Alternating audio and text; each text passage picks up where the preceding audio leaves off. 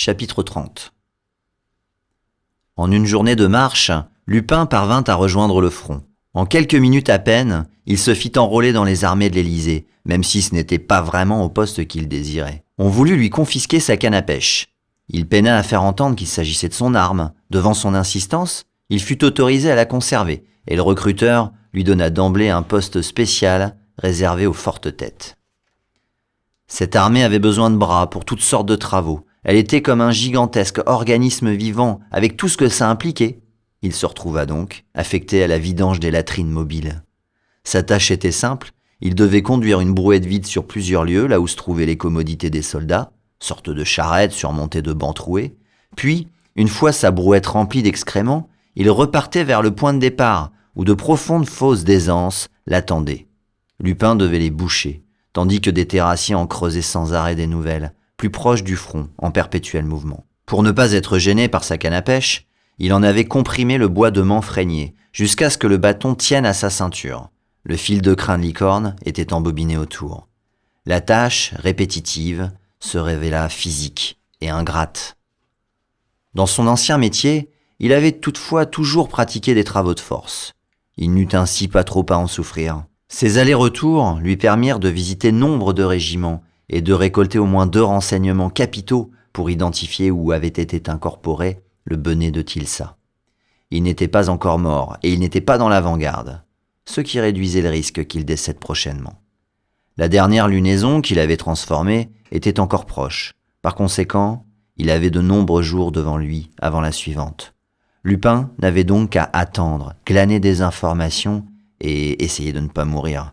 Il ne voyait pas ce qu'il pouvait faire de plus. Il s'y employa 6 jours durant. Ce matin-là, il commença sa journée de travail par l'action méthodique de repositionner les planches de sa brouette. Puis, il s'en alla vers les premières lignes. Le front était calme. Les armées de l'Élysée ne rencontraient aucune opposition dans leur marche. Une bataille d'envergure semblait pourtant se préparer. Les terrassiers, avec lesquels il prenait parfois le temps de discuter, lui expliquèrent qu'il ne restait plus que la capitale septentrionale de la Pythie comme défense du continent. C'était justement ici que ses compagnons de route, Honorine et Gunshi, lui avaient proposé qu'ils se rejoignent. Lupin espérait pour eux qu'ils auraient l'occasion de s'enfuir avant que la bataille ne débute. En attendant ce jour, une logistique prodigieuse était en train de se mettre en place. Si toute l'armée suivait au loin l'archange, le commandant en chef de l'Élysée avait transmis ses volontés.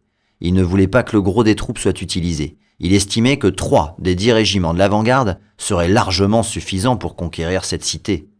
Des forces aériennes les avaient rejoints. Plusieurs anges et angelots, en petites nuées, les survolaient sans cesse, mais ils n'étaient guère nombreux. On disait même que l'archange lui-même serait peut-être de la prochaine bataille. Lupin se demandait à quoi ressemblait cet être tout-puissant dont tout le monde parlait et sur lequel de folles rumeurs couraient. On disait ses pouvoirs sans limite et qu'il existait depuis la création du monde qu'il entendait dominer.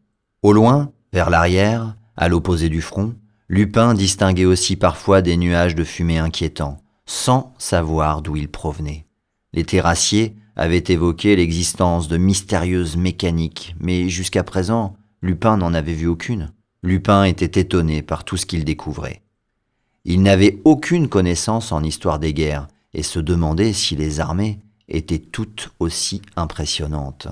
Il se sentait l'insignifiant rouage d'une immense machine à broyer. Il avait surtout conscience d'être jetable, remplaçable. Chaque fois qu'il montait vers le front, Lupin rencontrait ces milliers de guerriers résolus qui étaient en marche. Ils appartenaient à de nombreuses races, avec une forte proportion d'humains comme lui. Les terrassiers lui avaient expliqué que, traditionnellement, l'infanterie était dévolue aux hommes. Lupin avait entendu des sons de cloche divergents. Certains parlaient d'un honneur récompensant la témérité de sa race, d'autres disaient que l'humanité était au bas de la pyramide des espèces de l'Élysée. Lupin pencha vite pour cette seconde solution. Ce n'était pas pour rien qu'ils se trouvaient presque tous aux premières lignes. Ils étaient destinés à être sacrifiés. Lupin se sentait dépassé. Il n'avait connu que la réserve, sans soupçonner un tel gigantisme d'un monde bien trop complexe pour lui. Malgré la sourde angoisse qu'il tenaillait, il continuait à se forcer pour celle qu'il aimait. Il ne perdait jamais de vue son objectif, retrouver Célène en se tenant proche de Tilsa. À ce poste, Il n'était pas si mal placé pour obtenir des renseignements. Et mieux valait récurer des latrines, puantes, et vivre qu'être parmi les soldats des premières lignes et mourir. Il est enrôlé dans les armées de l'Élysée, même si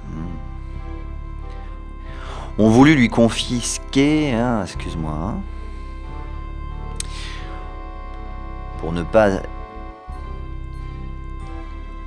pour identifier où avait été.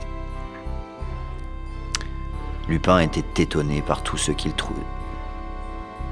C'était au bas de la pyramide des espèces de l'Élysée.